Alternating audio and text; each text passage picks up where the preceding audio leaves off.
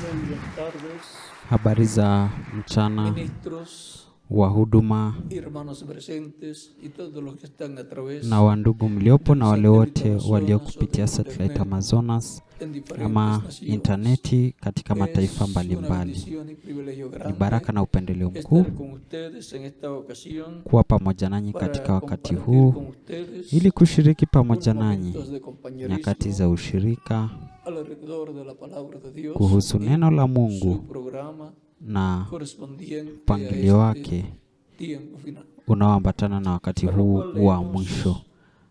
Una Na kwa escritura hiyo muy tutasoma importante, andiko lililo muhimu sana la cual creemos de todo corazón y ambalo esperamos tunaliamini katika su moyo wetu wote na tunatarajia kutimia kwake. Filipenses capítulo 3 versos 20 Wafilipi mlango wa 3 mstari wa 20 hadi 21, na ni ahadi ya kiungu para mí y para quien kwangu más, na kwa nani cada uno mwingine, de ustedes también, kwa ajili ya kila mmoja wenu vile porque las vile, promesas son kwa para kuwa los ahadi ni creyentes kwa ajili ya en waaminio Cristo, katika los creyentes Kristo, en el Dios de Israel, waaminio katika Mungu wa el cual Israeli se materializó. ambaye alifanyika mwili. Dice de la siguiente manera: Inasema kwa njia ifuatayo: Mas nuestra ciudadanía está en kwa los maana cielos, sisi de donde wenyeji también wetu esperamos uko al mbinguni, Salvador, kutoka huko al tena Señor tunamtazamia Jesucristo, Mwokozi Bwana el cual Yesu transforma Kristo, el cuerpo de atakayebadili humillación mwili nuestra wetu wa para que sea unyonge semejante upate al cuerpo kufanana de la gloria na suya, mwili wake wa con el poder utukufu, con el cual kwa puede uweza también ule sujetar ambao a sí kwa huo mismo aweza hata todas las kuvitiisha vitu cosas. vyote viwe Que chini Dios bendiga yake. nuestras almas con Hebu su Mungu palabra y abariki nos nafsi permita zetu kwa neno lake entenderla. na El poder atujalie de kuuelewa. transformación. Nguvu Pueden za tomar asiento si tienen la kubadilishwa. bondad. Mweza kuketi tafadhali.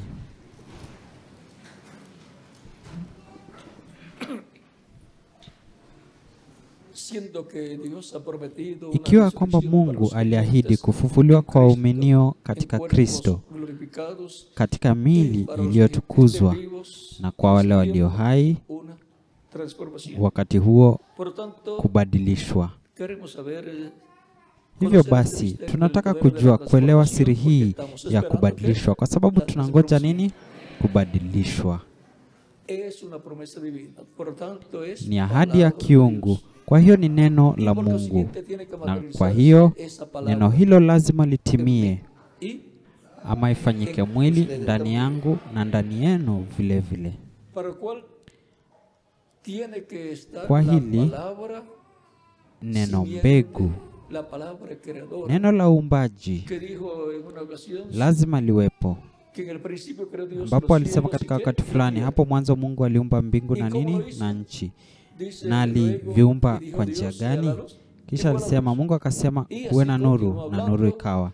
para Na anaendelea la kusema kwa njia hiyo recomposición de la tierra, kwa ajili ya luego kuundwa de haber upya, creado kuumbwa al upya, principio, kuumbwa en el upya kwa principio dunia. creó Dios los cielos y la Baada ya tierra. kuumba hapo Eso mwanzo, pasaron hapo millones de mwanzo años. Mungu aliziumba mbingu Y na luego nchi, vino mamilioni ya miaka yalipita, a na la kisha tierra nuevamente akaja para duniani tena decirse a la luz y fue la luz. ili kusema Y así por el iwe Espíritu. nuru, na kukawa na nuru Ahora, na El Espíritu kadhalika. de Dios se movía ¿qué? Sobre Sasa Roho wa las Mungu aguas. alikuwa anatembea wapi?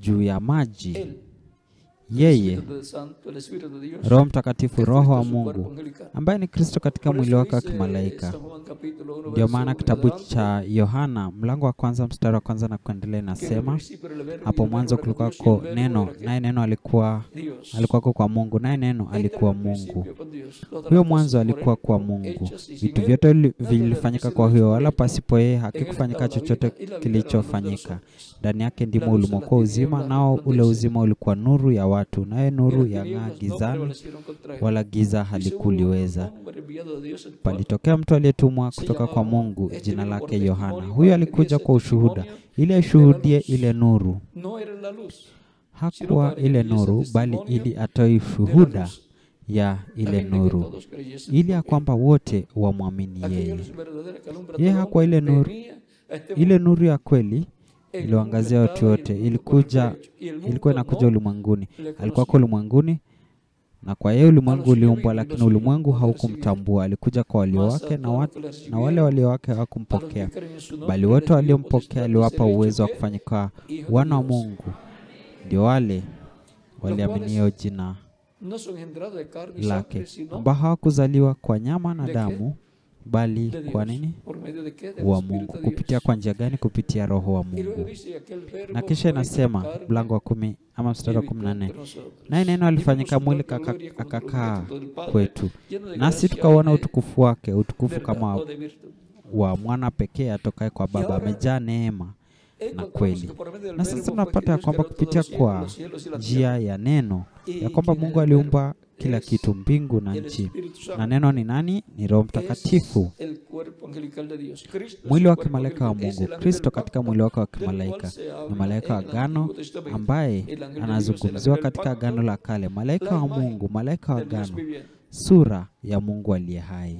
Cuando las personas veían Watu al ángel de walipomwona Dios, malaika decían, "Hemos visto wa a Dios". Mungu walisema tumemwona Cuando Mungu. veían a Dios, estaban Walipomwona viendo al ángel. Mungu walikuwa wanamwona malaika. Ahora podemos comprender esta Sasa tunaweza escritura kuelewa maandiko que dice haya a Dios nadie le vio jamás. ambayo inasema hakuna mtu ambaye amewahi kumwona San Juan Mungu. capítulo 1 verso Yohana 18 mlango dice, wa kwanza mstari wa 18 inasema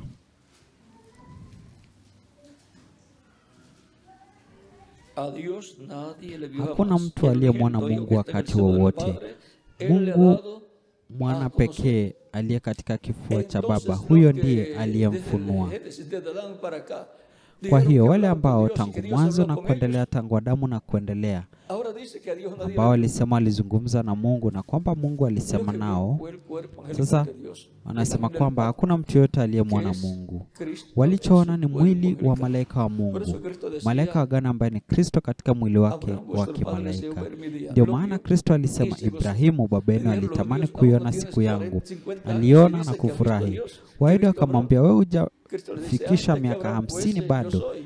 nao wasema kwamba umemwona Porque es Mungu, el ángel del ya pacto. kwamba umemwona Es el Ibrahimu. Espíritu Santo, que es el cuerpo Kristo angelical anawaambia, de Dios. kabla ya Un Ibrahimu espíritu es un haja kwako cuerpo mimi niko. Kwa de nini? Kwa otra sababu dimensión, un ni cuerpo malaika wa espiritual. agano, Roho Mtakatifu Y ahora ambaye ni mwili wa malaika wa Mungu. Roho ni mwili kutoka kiwango encontramos que kingine, Dios mwili todas las wa cosas kiroho. las ha Na sasa hecho, tunaona kwamba Mungu ameumba medio de vitu Cristo. vyote kupitia y sin él Kristo, nada de lo que fue wala hecho ha pasipo sido yeye hecho. hakuna kilichofanyika En ambacho Colosenses capítulo 2 kilifanyika. versos y Katika capítulo Wakolosai mlango wa pili mstari wa capítulo kwanza, versos 12 al 25 mlango wa kwanza habla mstari wa 12 hadi de que 25 creó inatuambia Dios todas las inatuambia cosas en kwamba Cristo. ndani yake Mungu aliumba ¿Y cómo vitu podemos vyote entender eso? katika Kristo.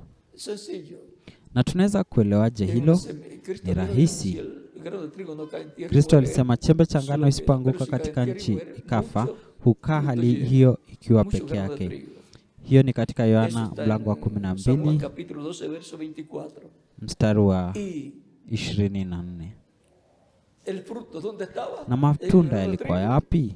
Katika Y por ile consiguiente, nafaka ama mbegu ya Si ngano. el fruto está en el grano de Na trigo, kwa sababu hiyo, ikiwa el árbol de tunda trigo, la liko planta de katika trigo, ¿dónde punje estaba? la Pues, ngano, el grano de mti wa trigo ngano, mmea wa ngano que va a ser ulikuwa wapi? sembrado. Basi ilikuwa O sea katika que lile Dios creó punje ya ngano ambayo ingepandwa. En un grano de trigo, Kwa hiyo una planta ama de hiyo ni trigo. kusema Mungu aliumba Y mucho katika grano de punje moja ya ngano, mmea wa Es como ngano huevo na de punje gallina nyingi za que ngano. está Ni kama y yai fue la formado kuku ambalo por medio de la unión del liliundwa gallo y la gallina. kupitia muungano wa jogoo Ahí na está. kuku. Pale Un ndani pollito, una gallina, kuna está en la kifaranga pluma, au usted ve- kuku, ve y kuna dice, yo no veo nada. manyoya, Eso es na mtu cosa anaweza de kuona loco, anasema pensar mimi sioni esas chochote. cosas. Ni jambo la wazimu Pero kufikiria cuando mambo hayo, usted coloca los lakini huevos debajo de wakati la gallina unapoweka y pasa cierto mayai tiempo, empieza a ver chini los ya pollitos kuku naciendo na y baada ya con muda plumitas inaanza pequeñitas, y después crecen. wale vifaranga wadogo ¿Y dónde wanatokea apareció na esto? manyoya, Yo te dije que na estaba baadaye ese unaamini huevo, esos na huevos. unasema Ahora, hao incrédulo, ahora puede walitokea ver. wapi? Nilikwambia kwamba Y katika así también hiyo con nuestro mayai cuerpo físico, ¿dónde kuna estamos? ¿De hao dónde vifaranga. vinieron? Sasa Dice que cuando asiyeamini Abraham anaweza sasa kuona, ofreció a Dios, na ni hivyo pia dijimos, katika mili yetu el ya pago lo dimos a Dios. kihalisi. En el capítulo 14 Tulikuwa de wapi? Génesis, Tulitoka dice San wapi? Pablo en el capítulo 7 que Inasema Leví kwamba también estaba ya kwamba wakati diezmando, Abrahimu del cual alipomtolea estaban los Mungu lomos de Abraham. sehemu ama fungu la 10, Esa es la trayectoria del inasema cuerpo kwamba físico, viene de nuestros katika antepasados, Mwanzo mlango wa 14 inasema kwamba de la Levi cuarta pia generación de ahí alikuwa anatoa fungu la 10 ambaye alikuwa ndani ya viuno vya Ibrahimu. Hiyo ndio safari ya mwili wetu wa kihalisi.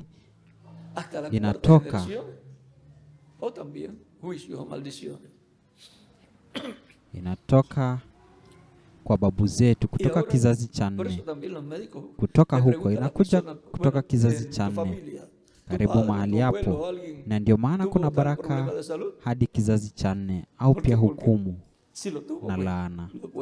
Na sasa ndio maana madaktari pia huuliza watu, je, katika familia yako, je, baba yako, babu yako au mtu mwingine yote alikuwa na tatizo hili la kiafya? Kwa nini? Kwa kuwa kama walikuwa nayo pia unaweza kuwa nayo. Ni kwamba tunaleta urithi wa baba zetu ambao unakuja ukisafiri. Na dhambi ni hivyo pia. Ni hivyo pia katika miti. Wakati mwingine wakati mwingine mashamba yanapaswa kuchomwa moto kwa sababu yana wadudu. Na ikiwa wadudu hawakuathiri mti ulipozaliwa, basi ilikuwa mapema. Wadudu walikuwa kwenye mbegu na walitoka kwa kizazi cha hapo awali au vizazi viwili au vitatu kabla. Kwa sababu ukiendelea kupanda mbegu kutoka kwenye mashamba ambayo yana wadudu, matunda yatakuwa matunda yenye wadudu kwa vizazi vyote vinavyofuata.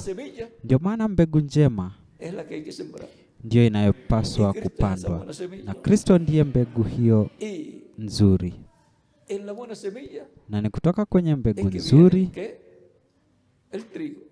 ndio ngano inakuja, wana na binti wa Mungu. Ndio maana Kristo anasema kwamba yeye apandaye mbegu njema. Mbegu njema ni mwana wa Adamu, kwa maana Kristo ni uzao mwema. Uzao mwema ndiye Adamu wa pili, kwa sababu mbegu ya kwanza iliambukizwa na pigo la dhambi ilipofanya dhambi katika bustani ya Edeni, na hivyo wazao wake wamekuja na tatizo la pigo la dhambi.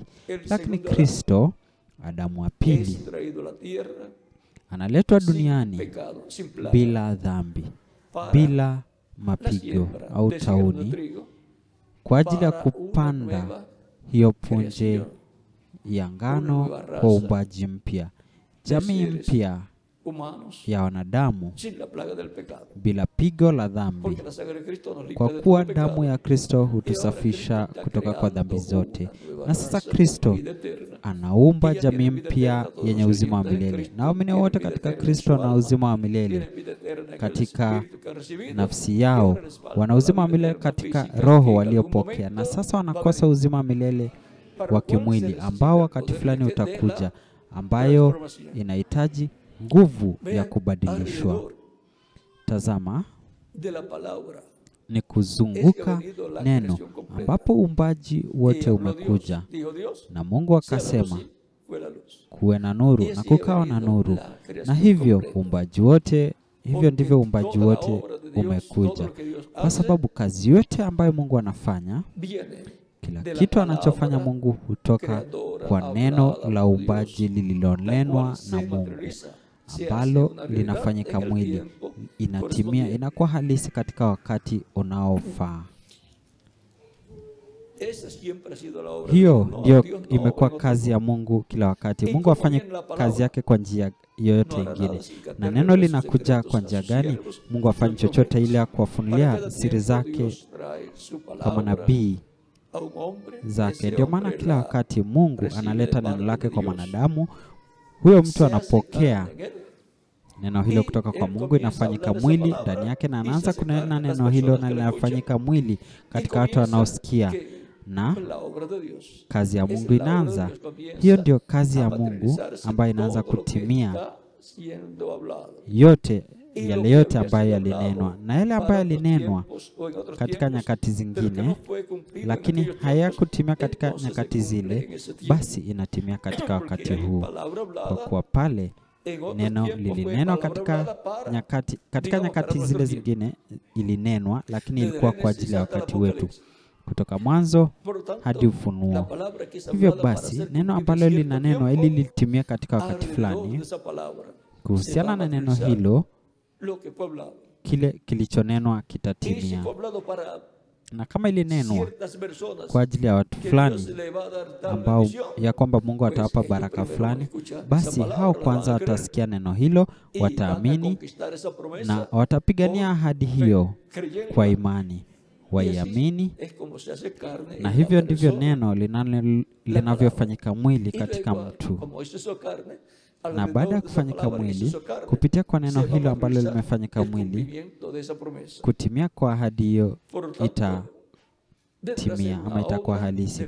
Hivyo basi inakuwa ni kazi ya imani. Kazi ya imani ndani ya mtu, miongoni mwa watu wa Mungu. Na sio tu kile kinachotokea kwa mtu binafsi, lakini kile kinachotokea katika kanisa kama mwili wa kisiri ya waaminio. Kazi yote ya Mungu inahusiana na neno ambalo limenenwa kwa kanisa lake katika wakati huo, kwa kizazi hicho, kwa wakati huo.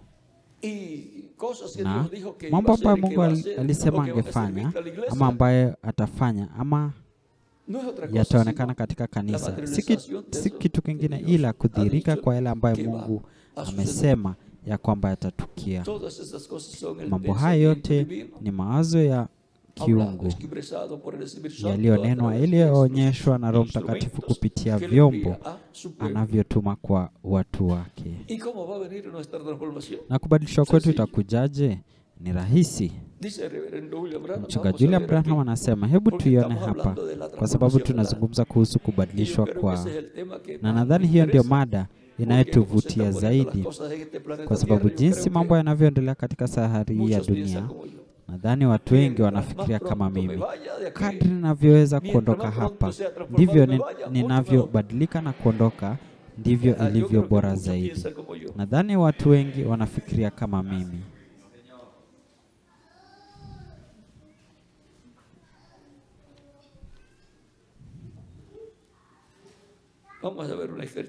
Hebu tuangalie andiko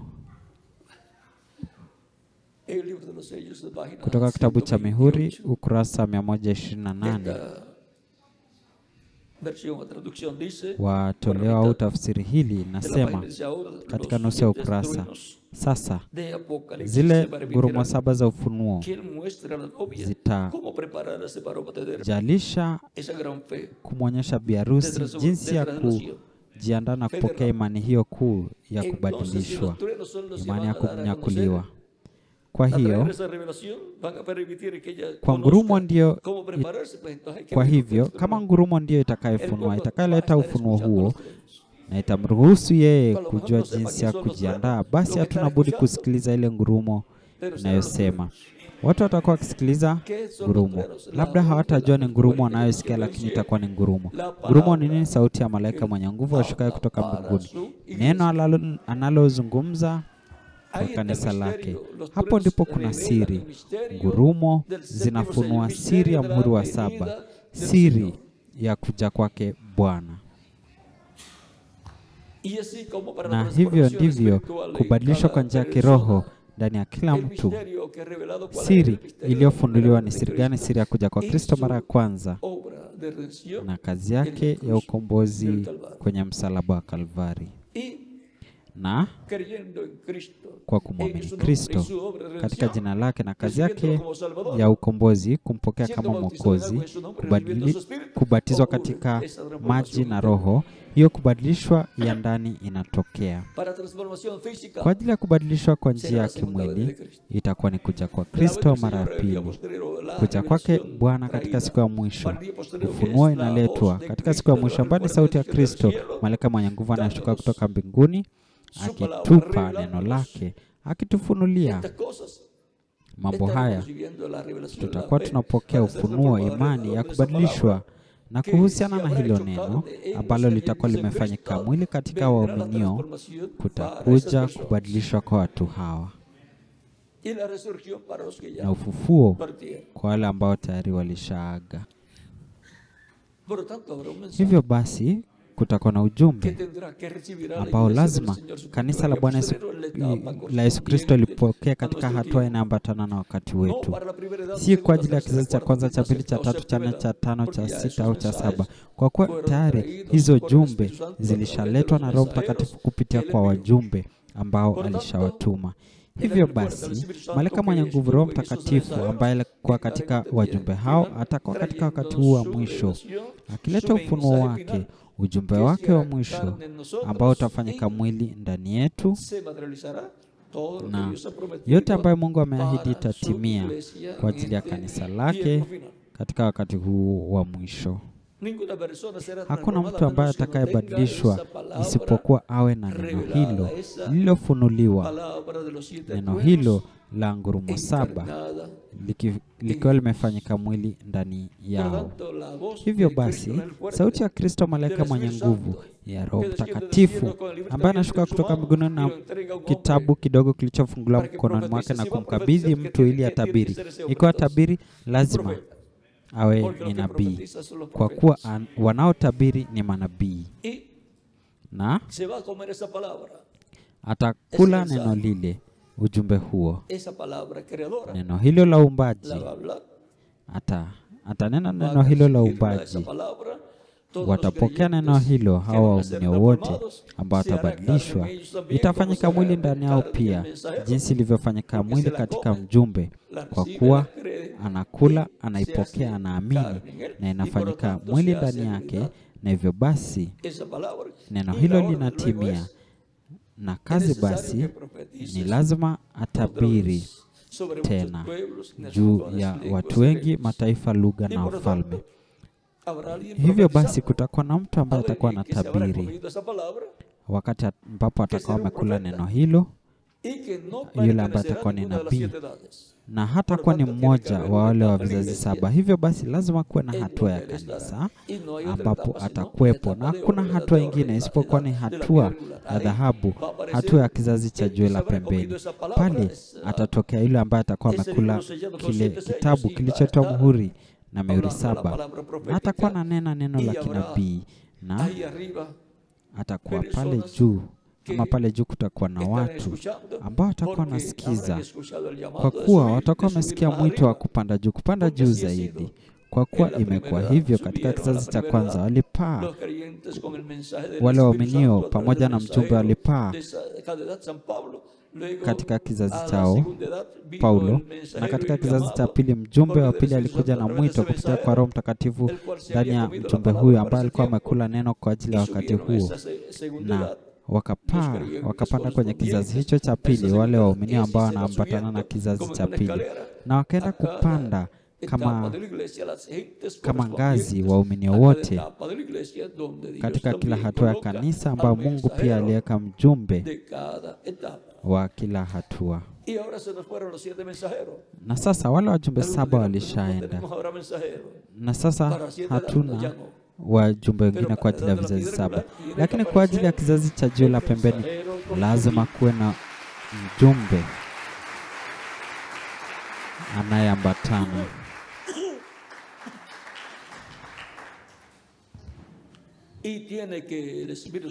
Na lazima Roho Mtakatifu anenee kanisa lake katika kizazi kilicho juu zaidi.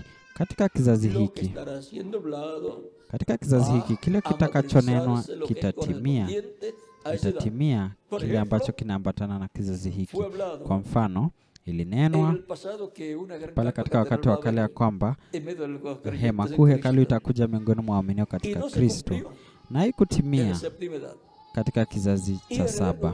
Na mchungaji yule Branham alitaka kuitimiza, na alinena hivyo. Basi hiyo ni neno lililonenwa, lakini kumbukeni ya kwamba manabii wamenena maneno kwa ajili ya wakati wao, ambayo itatimia katika wakati wao, na maneno ambayo yataenda kutimia katika hatua nyingine ya mpangilio wa kiungu. Kile kilicho cha wakati wao kilitimia katika wakati walioishi, na kile kilicho cha mbele zaidi inatimia wakati ambapo zile vizazi au hatua za mpangilio wa kiungu vinavyokuja. Kazi ya Mungu kila wakati imekuwa kutimiza kile alichoahidi, kutimiza kile alichowaza na kunena kupitia kwa Roho Mtakatifu, yani kupitia kwa Kristo katika mwili wake wa kimalaika, kupitia kwa manabii ambao walikuwa ni pazia ya mwili ambao walitumia. Kwa mfano, Mungu alikuwa amemnenea Abrahamu katika mlango wa 15 mstari wa 12 hadi 19 ya Mwanzo, ya kwamba uzao wake ungekuwa wangekuwa watumwa katika nchi geni, na kwamba wangeteswa pale, lakini ya kwamba Mungu angewaweka huru, na kwamba angehukumu taifa ambalo wangekuwa wameweka kuwa watumwa, na kwamba angewaokoa, angeweka huru na mkono wenye nguvu. Yani mkono wenye nguvu ni hukumu ya nguvu, ili kutimiza hukumu dhidi ya wale ambao walikuwa wameweka kuwa watumwa. Kwa Mungu pia ni hakimu, yeye anahukumu na anatekeleza, yeye pia anatekeleza yale ambaye yeye alinena kama hakimu. Kwa hivyo yeye ni hakimu wa viumbe vyote, yani kila species na kila maumbile yote.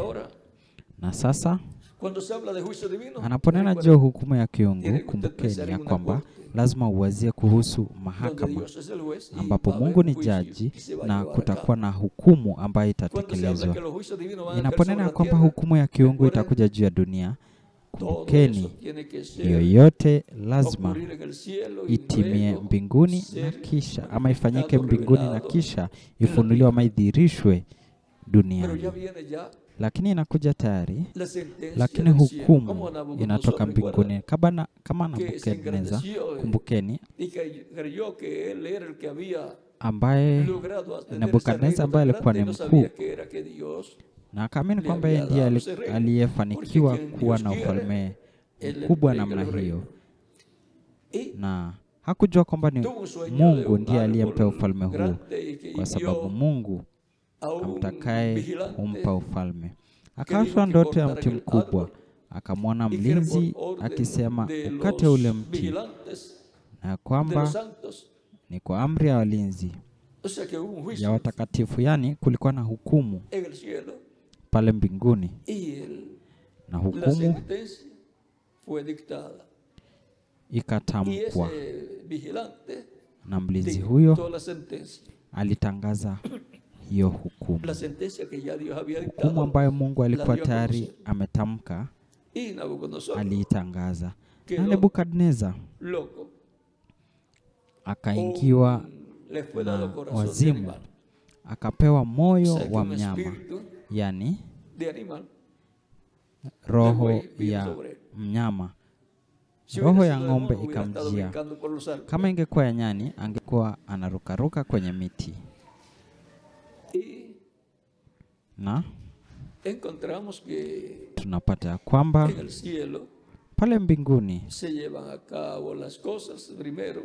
mambo yanafanyika kwanza na kisha yanatimia duniani, na yanatangazwa kupitia kwa vyombo ambavyo Mungu anavyo katika kila wakati. Kwa wakati wetu tunataka kujua kila kitu kinachohusiana na kubadilishwa na kufufuliwa kwa wafu waaminio katika Kristo, na hivyo basi kunyakuliwa au unyakuzi wa kanisa, kwa sababu wale wote watakaobadilishwa na kupelekwa pamoja na Kristo kwenye karamu ya jioni ya harusi ya mwana-kondoo watakuwa na neno lililoahidiwa kwa ajili ya wakati wetu, ambalo litatimia ndani yao. Na kuhusiana na neno hilo ndipo kubadilishwa kwetu itatokea, kwa sababu neno ni mbegu, ni ile mbegu ya asili ambayo inachosema kinatimia, kama vile kile kilicho katika mbegu ya mti fulani au chochote kile kinatimia kinapopandwa, inazaliwa na kuzaa matunda. Vivyo hivyo pia na neno la Mungu ambalo hufanya yale yote ambayo Mungu huituma, inapandwa mioyoni mwa watu. Na hivyo basi katika kanisa la Bwana Yesu Kristo kama mwili wa siri ya waaminio. Kwa hiyo kanisa itakuwa na neno linalohusiana na wakati wetu, na kila mwaminio katika Kristo kama mtu binafsi pia atakuwa nayo. Ni kuhusiana na neno hilo ndio kubadilishwa kwetu kutatendeka.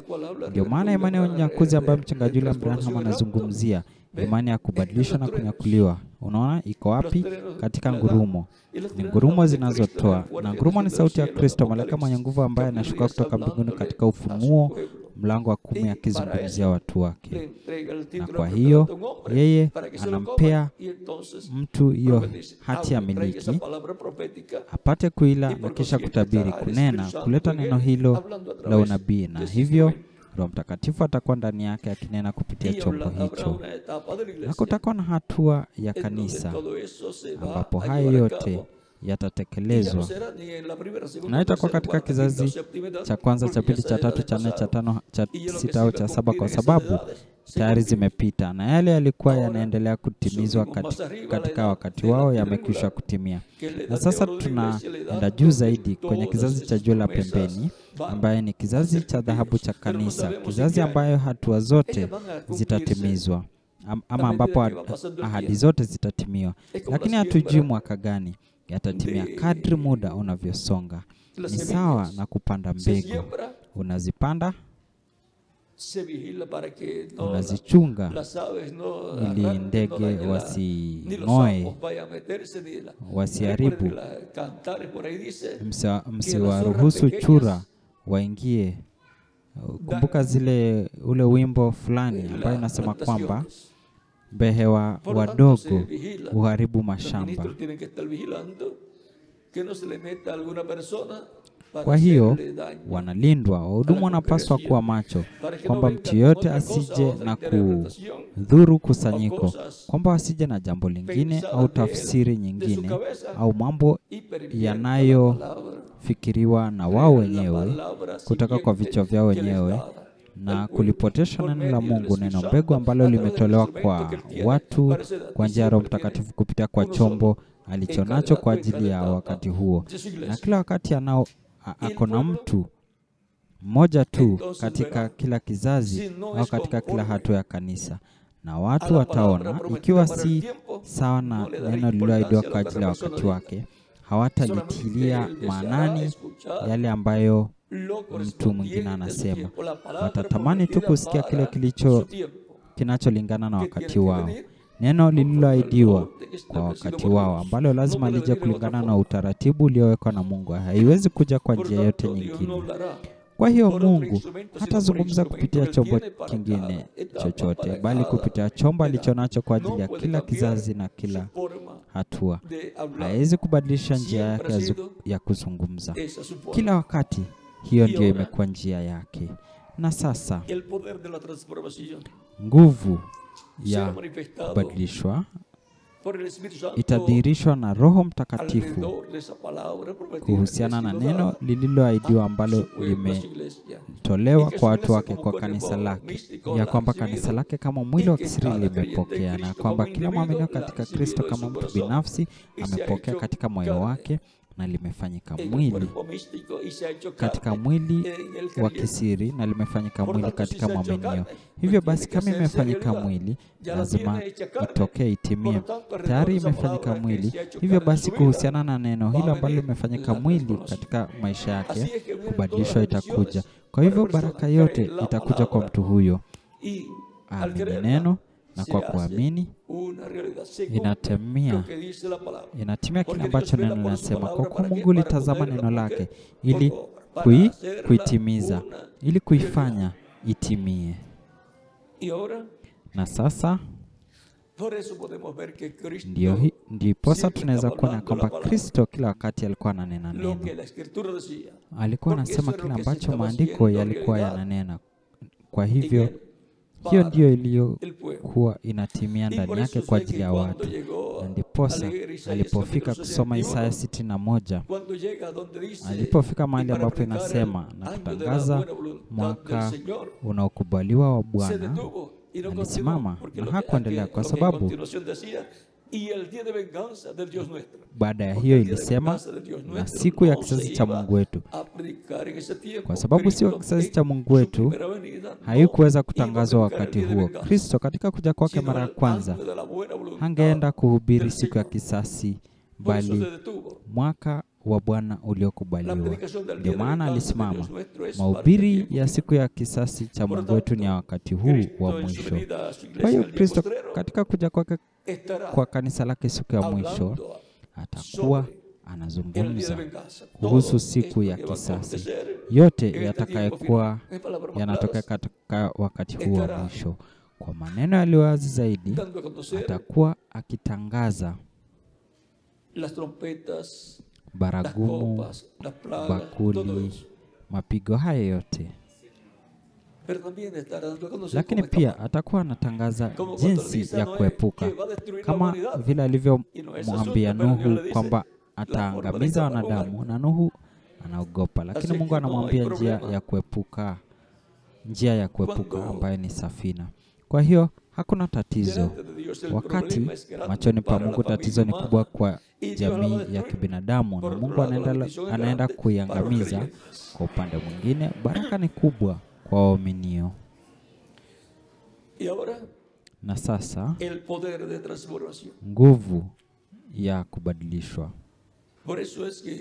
Ndio maana tumeitwa kupaa juu zaidi ya kizazi cha 7 kwenda hadi kizazi cha juu la pembeni, ambayo ni kizazi cha kufanywa wana, ambapo tutakuwa tunasikia mambo yote ambayo Kristo atakuwa akizungumza kwa njia ya mfululizo katika siku ya mwisho miongoni mwa kanisa lake. Kisha siri yale yote ambayo yamekuwa kitendeka katika kanisa itakapofunuliwa, tutagundua kwamba tulikuwa tunasikia sauti ya Mungu mfululizo, sauti ya Kristo mfululizo, na hiyo ni ngurumo 7 zinazonena. Yaliyomo katika zile ngurumo 7 ni siri ya ule muhuri wa 7, ambaye ni kuja kwake Bwana. Yanafunuliwa na ile ngurumo 7. Siri hiyo yote ya kuja kwake Bwana kwa kanisa lake, kwa maana kuna kuja kwa Bwana kwa kanisa lake ambalo ni kama mwezi usiku, na kwa sababu hiyo ni siri, na itakuwa siri inayojulikana kwa kanisa lake tu, ambalo litabadilishwa, lakini ulimwengu hautajua chochote juu yake. Kama ulimwengu katika wakati wa Yesu hakujua kwamba kuja kwake Mesia mara ya kwanza ilitimia pale ndani yake. Walisema kwamba alikuwa kijana mwenye pepo, kwamba alitoa pepo kwa kidole cha Beelzebubu, kwamba alikuwa ni mlafi na mlevi, rafiki wa watoza ushuru na watu wengine wote, na walikuwa na mtazamo mbaya sana juu ya Yesu.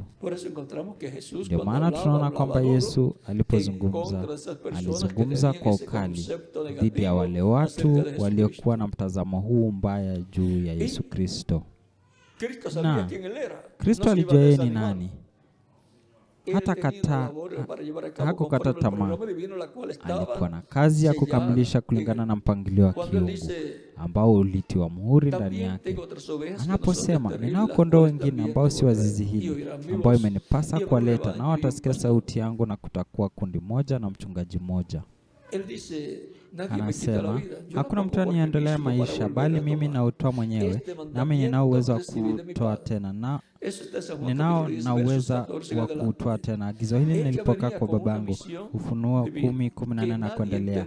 Hii ilikuwa ni amri ya kiungu ambao hakuna mtu aliyeuelewa, ingawa ilikuwa tayari katika unabii kwamba Mesia atakuja na katika juma la 70 maisha ya Masihi ingeondolewa. Danieli mlango wa 9. Kwa hiyo yeye ndiye aliyejua siri hiyo, alijua maandiko hayo, wengine walikuwa wamezisoma, lakini hawakuelewa maana yake katika wakati wa kutimia kwake. Lakini Yesu kwa hakika alijua kilichokuwa kinaendelea. Yeye ndiye pekee aliyejua, na mara kwa mara mmoja wa wanafunzi angegundua kitu kupitia ufunuo wa kiungu. Wakati Petro anauliza, watu husema mwanadamu kuwa ni nani? Wanafunzi wakisema, wengine husema wewe ni Elia, wengine husema wewe ni mmoja wa manabii, wengine husema wewe ni Yohana Mbatizaji ambaye amefufuka kutoka kwa wafu. Bila shaka kwa sababu ya mambo ambayo Yesu alifanya mambo ambayo yalionekana kama vile Elia alifanya mambo ambayo yalionekana kama yale ambayo Yohana alikuwa amefanya na kadhalika. Alifanya mambo yaliyofanana na yale ambayo manabii walikuwa wamefanya, lakini hakuna aliyejua ya kuwa yeye alikuwa ni nani. Inaweza kuwa ni Elia, inaweza kuwa ni Yohana Mbatizaji, inaweza kuwa ni mmoja wa manabii ambaye amefufuka kutoka kwa wafu. Lakini wewe ni nani? Hicho ndio Yesu. Mimi ni nani? Hicho ndio Yesu alitaka wanafunzi wake wajue, ya kuwa yeye ni nani katika mpangilio. Na kisha anauliza, nyinyi mnasema mimi ni nani? Petro akasema, wewe ni Kristo, mwana wa Mungu aliye hai. Yesu akamwambia, umebarikiwa wewe Simoni mwana wa Yona, kwa kuwa damu na mwili haikufunulia bali Baba yangu aliye mbinguni.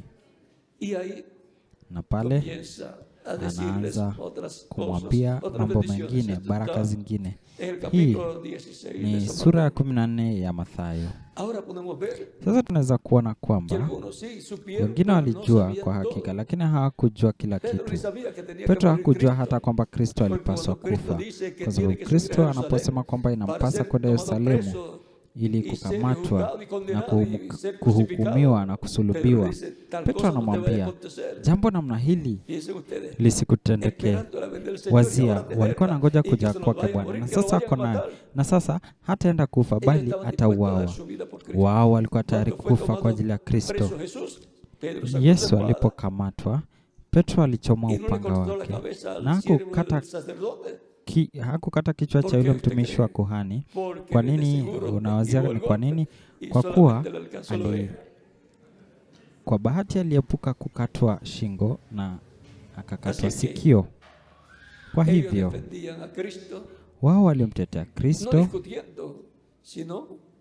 si kwa kubishana, bali walimtetea kwa njia bora zaidi waliojua.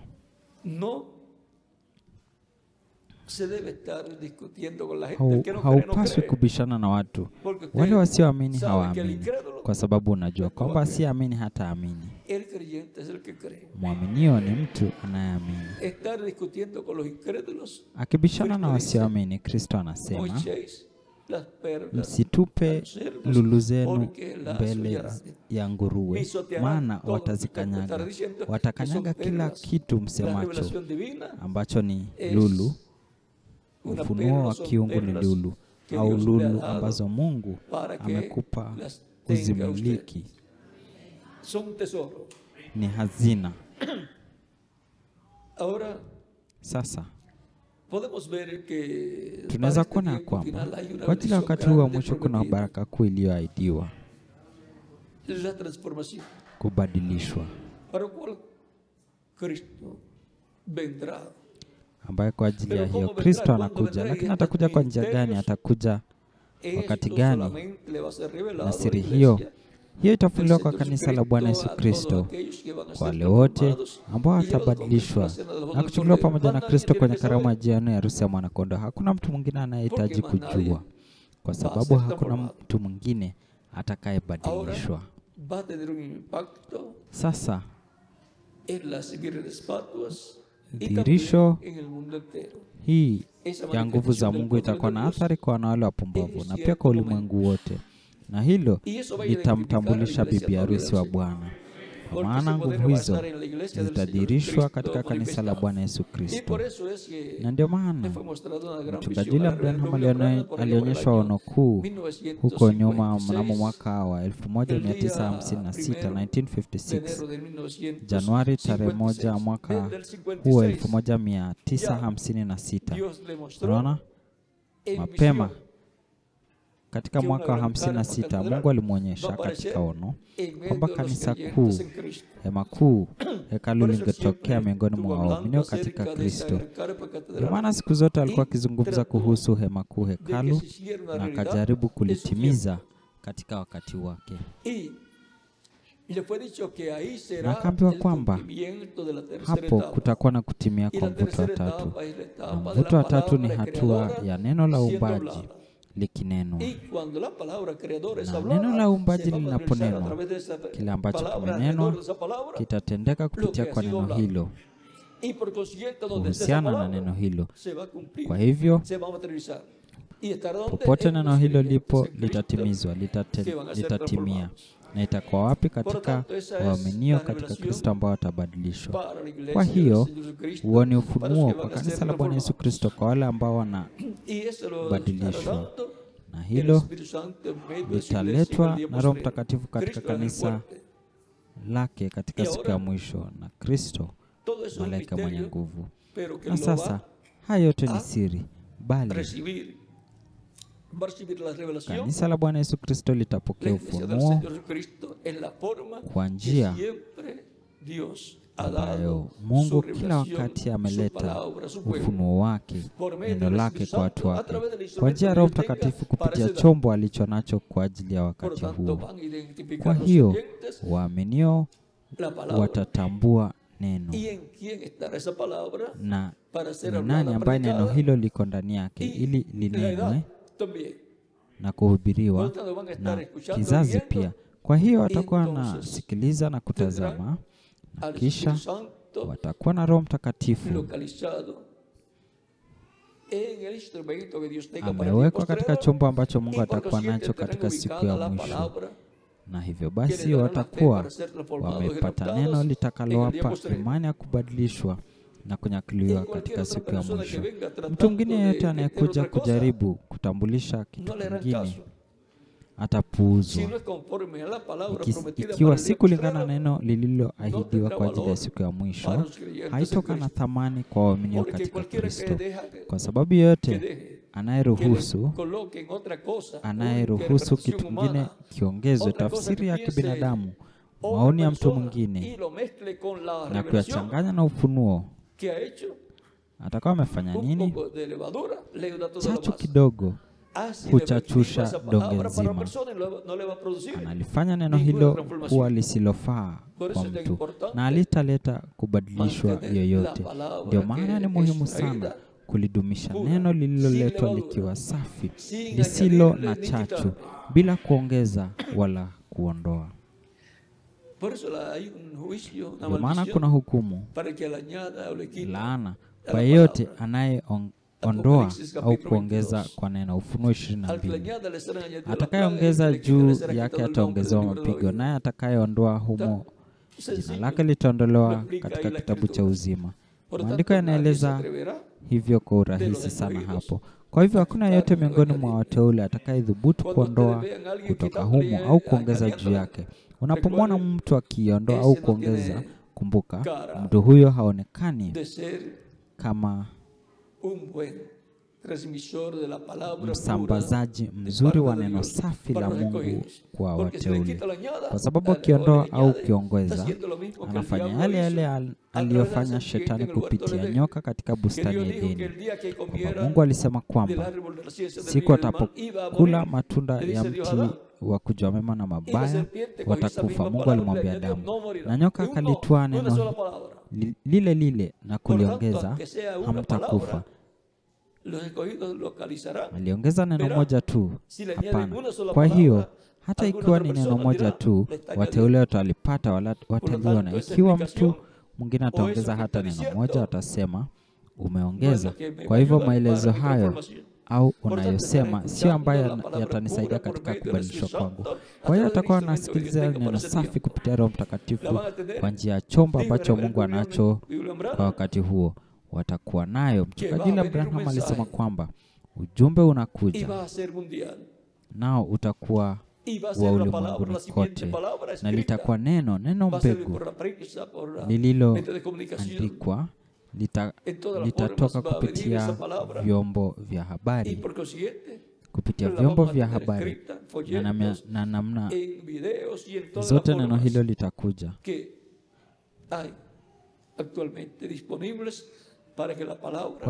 Na kwa sababu hiyo tutafanya iandikwe katika vitabu, katika video na katika fomu zozote zilizopo sasa, ili neno lipokelewe na waumini. Watu watainuka dhidi yake, ikiwa walifanya hivyo katika siku za Yesu na katika siku za Musa pia. Kwa hivyo watafanya vivyo hivyo katika wakati wetu, kama walivyofanya katika nyakati za wajumbe mbalimbali ambao Mungu aliwatuma.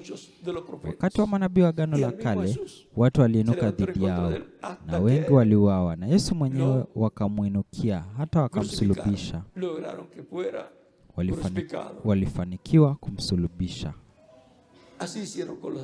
Walifanya hivyo vivyo hivyo na watume pia. Wamefanya hivyo hivyo kwa wajumbe wa hatua mbalimbali za kanisa. Waliwatesa, lakini waaminio wa kila kizazi walibaki imara, wakaamini ujumbe ambao Mungu alileta kupitia mjumbe ambaye Mungu aliwatumia.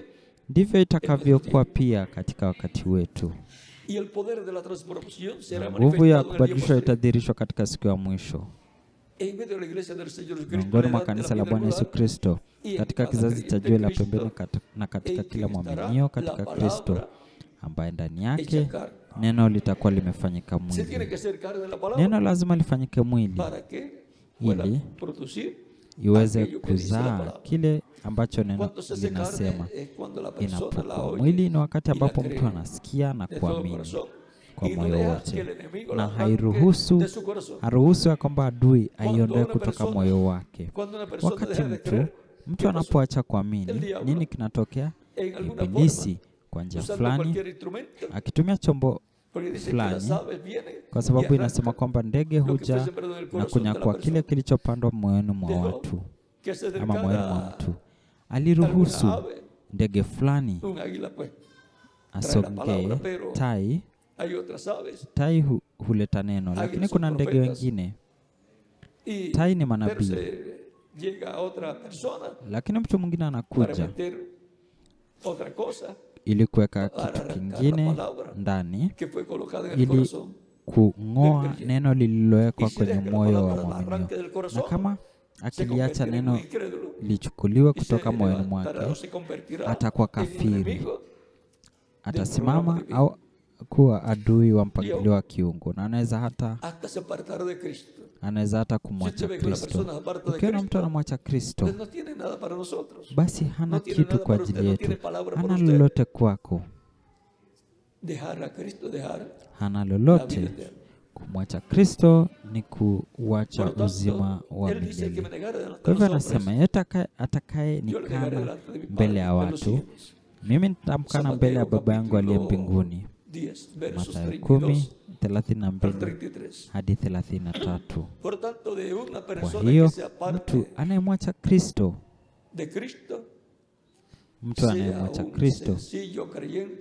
awe mwaminio wa kawaida au mhuduma, hana chochote cha kukupa wewe au mimi. Na wakisema wana kitu fulani, ni kitu neno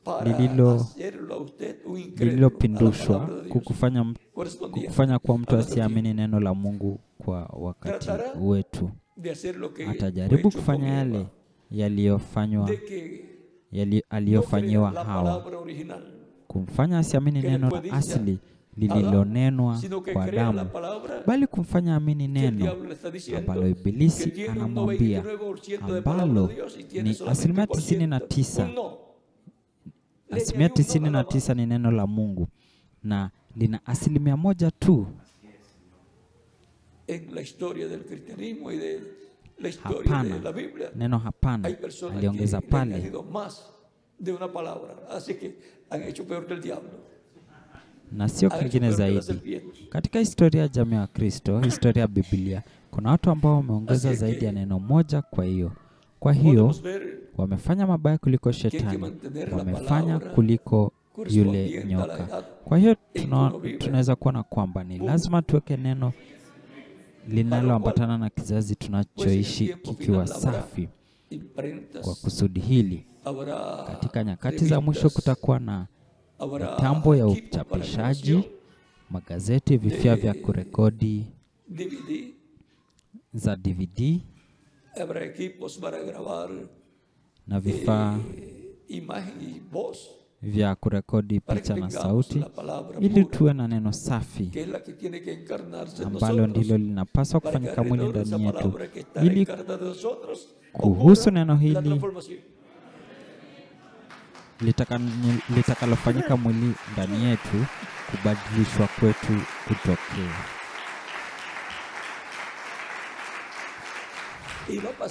Na anaenda akipitia hatua hadi hatua hadi azae kama vile neno ambaye ni Kristo. Neno akiwakilisha katika chembe ya ngano. Tazameni hatua ambazo alipitia na ilibidi afe. Lakini baadaye katika siku ya Pentekoste, mmea wa ngano ilizaliwa kutokana na punje ya ngano, na kisha tunda.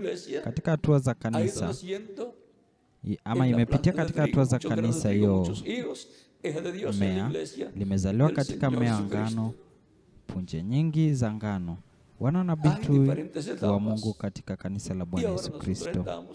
Kuna hatua tofauti, na sasa tuko katika hatua tukufu zaidi, hatua ambapo matunda itakomaa, itaiva, kwa sababu inaiva katika sehemu ya juu kwanza, ambayo ni hatua iliyo juu zaidi, na kwa hiyo sehemu iliyo karibu na jua. Na kwa hiyo tunda linaloiva kwanza ni lile lenye baraka, likiwa ndani ya mmea wa ngano, linaiva.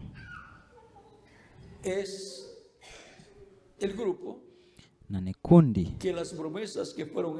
ambalo ahadi zilitolewa katika vizazi vingine, kama havikutekelezwa ama kama havikutimia, itatimia wakati huo katika wateule wa siku ya mwisho.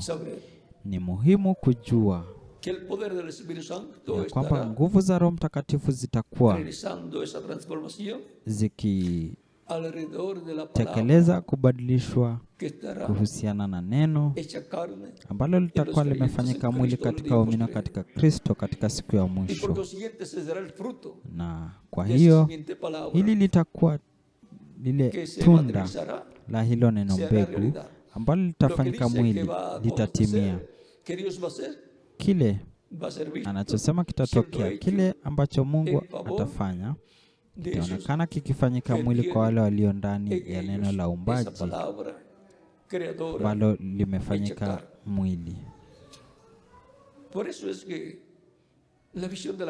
Ndio maana ono la hema pia itatimia katika wakati huu wa mwisho, na mambo yalionekana katika ono na mchungaji William Branham yataonekana na kanisa la Bwana Yesu Kristo ambalo litakuwa katika kizazi cha juu la pembeni katika siku ya mwisho.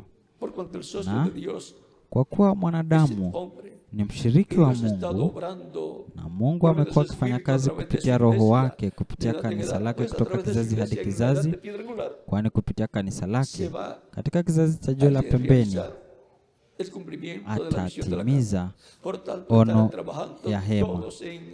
Kwa hiyo kila mtu katika hatua hiyo, katika kizazi hicho, atakuwa akifanya kazi ili kuleta ono ya hema, kama vile kila mtu alifanya kazi katika siku za Musa ili kutimiza ama kuleta hema la kukutania ambalo Mungu alimwonyesha Musa. Ilibidi wafanye kazi kwa sababu Mungu anafanya kazi kupitia wanadamu.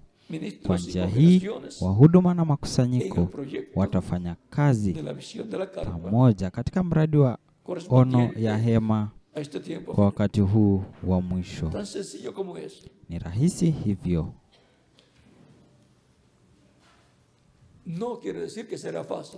Hii haimaanishi kuwa itakuwa rahisi. Kumbuka kwamba wakati wote kazi ya Mungu inapofanywa na kusema kwamba hiki ndicho Mungu anataka kifanywe, au kwamba huu ndio mpangilio wa Mungu kwa wakati huo, adui kila wakati anasimama ili kujaribu kuzuia mradi huo kutekelezwa. Pia tunaona kwamba katika nyakati zilizopita, wakati hekalu liliporejeshwa, maadui wa Mungu waliinuka kudhihaki na pia kujaribu kuwazuia wasiendelee mbele na kurejesha hekalu.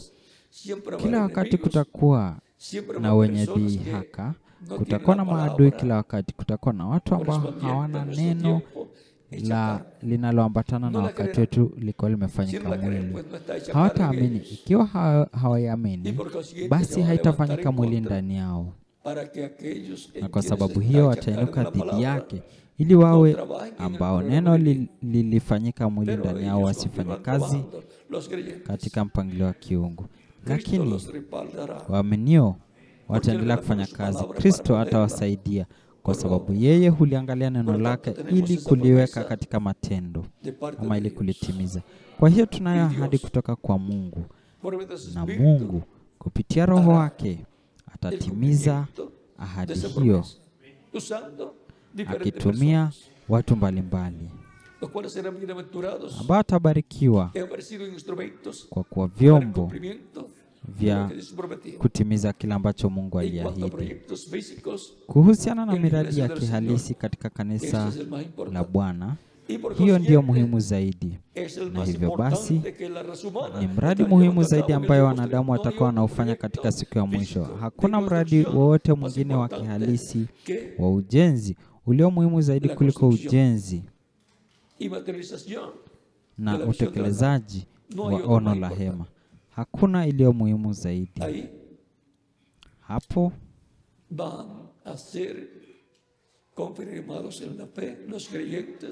waaminio watathibitishwa katika imani. Na ni katika hatua hiyo ya kanisa ndipo ufufuo na kubadilishwa itakuja. Lakini hatujui ni miaka ngapi au miezi ngapi imesalia ili hayo yote ambayo yameahidiwa kwa kanisa itimie. Jukumu letu ni sehemu ya kimwili kufanya kazi katika kile ambacho Mungu anataka kututumia ili kwamba ono la hema litimie. Na huu utakuwa ni utimilifu au kutimia kwa ile iliyoahidiwa, ya ile iliyo neno. Maono haya ama ono la hema yatafanyika mwili ndani ya kila mwaminio, wakiamini katika moyo wote, na kwa sababu na hivyo basi wakifanya kazi ili kuitimiza. Hivyo basi katika eneo fulani duniani, na inapaswa kuwa magharibi, haiwezi kuwa popote pengine, tutaona kutimia kwa ono la hema. Na baraka zote zilizoonekana zikidhihirika pale, tutaziona huko pia. Na sasa baada ya hiyo hema kuu, hekalu kusimamishwa, hatujui kama Mungu atakuwa akifanya miujiza tangu siku ile ya kwanza kabisa, au kama itachukua miaka, itachukua mwaka, miaka miwili, hatujui. Jambo moja tunalolijua ni kwamba neno la Mungu, injili ya ufalme na injili ya neema zitahubiriwa. Zile mvua mbili, mvua ya masika na mvua ya vuli, zitakuwa zinawanyesha watu kwa wakati mmoja. Kwa hivyo wacha tuendelee na kazi ya mradi wa kiungu. Kila mradi wa kiungu, wa kiroho au wa kimwili ambao umeteuliwa kwa ajili ya Kristo kupitia kanisa lake kutekelezwa. Hebu Mungu atumie sana katika kazi yake katika siku hii ya mwisho. Na hebu hivi karibuni ono la hema itimie, sio peke yake tu, bali kufufuliwa katika wafu katika Kristo na kubadilishwa kwetu na kunyakuliwa kwa kanisa la Bwana Yesu Kristo kupitia kwa nguvu za kubadilishwa, nguvu za Mungu kupitia ama kwa njia ya Roho Mtakatifu akitimiza, akitekeleza mambo haya yote. Na kwa njia hiyo kila kitu kitakuwa kazi ya nani? Roho Mtakatifu, ya Mungu kupitia kwa Roho Mtakatifu, bila shaka akiwatumia wanadamu. Kwangu imekuwa na baraka na upendeleo mkuu kwa pamoja nanyi katika wakati huu ni kuwapa ushuhuda kuhusu nguvu za kubadilishwa. Nitaacha tena pamoja na mchungaji Andres Cruz Gallegos ili kukamilisha sehemu yetu katika wakati huu ama mkutano huu. Na alasiri ya leo tutaendelea na utaratibu au programu ambayo tayari tunayo, ambayo tutakuwa tukizungumza mada Bwana huwakomboa na kuwalinda walio wake. Tutagusa mada hii ambayo itakuwa ni mwendelezo wa ile tuliokuwa nayo sasa na tuliokuwa nayo sasa, nguvu za kubadilishwa. Tutaunganisha na ya wanawake ambayo ni wanawake wakivumilia pamoja na malaika hadi wapate kubadilishwa. Kwa hiyo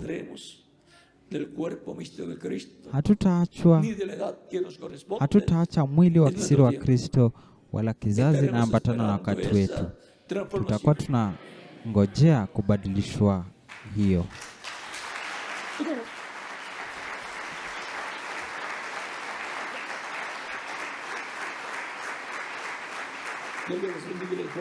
Mungu abariki na walinde na muendelee kuwa na alasiri yenye furaha iliyojaa na baraka za Kristo Mwokozi wetu.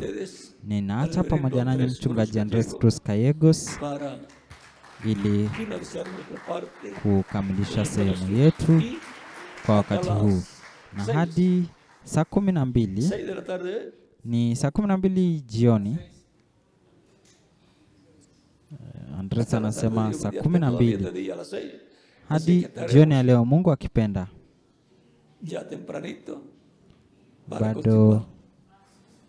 Bado ni mapema kuendelea. Kwa hiyo tutarudi ili kuendelea kuona kile ambacho neno la Mungu linayo kwa ajili yetu katika wakati wa mwisho. Na muendeleeni kuwa na mchana yenye furaha iliyojaa na baraka za Kristo Mwokozi wetu.